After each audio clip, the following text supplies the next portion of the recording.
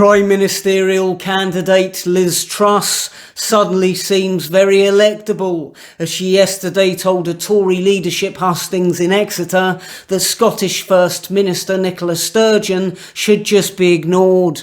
Wise words certainly, but somewhat redundant, as most people have been ignoring Sturgeon for some time already.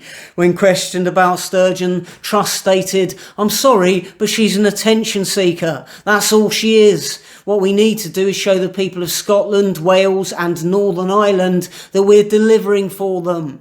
Commendable unifying sentiments, but absolute poison to the divisive SNP dictator Sturgeon, who spent 8 years now as First Minister, turning Scotland into an international laughingstock. Over the past few weeks, she's been busy with her begging bowl, demanding £3.5 billion from Westminster to fill a financial black hole she's created in Scotland through sheer economic mismanagement, while she fixated on her pathetic embittered failure to secure Scottish independence that a majority of her own people voted against.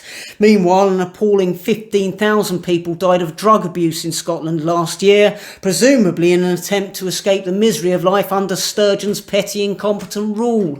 Since Sturgeon became First Minister, Scotland's become a country where you have to wait half a day for an ambulance. A country where, as a consequence of last year's hate crime and public order bill, you can now technically be chucked in prison for 7 years for voicing an opinion, making Scotland one of the most aggressively anti-free speech nations in the world.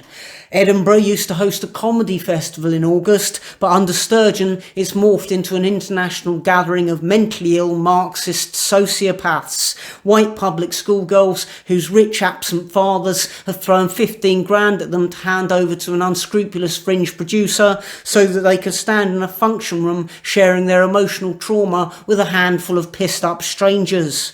When primary school children across England were given a commemorative book to celebrate the Queen's Platinum Jubilee earlier this year, Scottish primary children were denied the same gift by Sturgeon in a spiteful snub to the UK government. Sturgeon is so rabidly anti-union that she's happy to deny Scotland's children reading materials. Of course, the last thing Sturgeon would want to do is encourage young people in Scotland to read.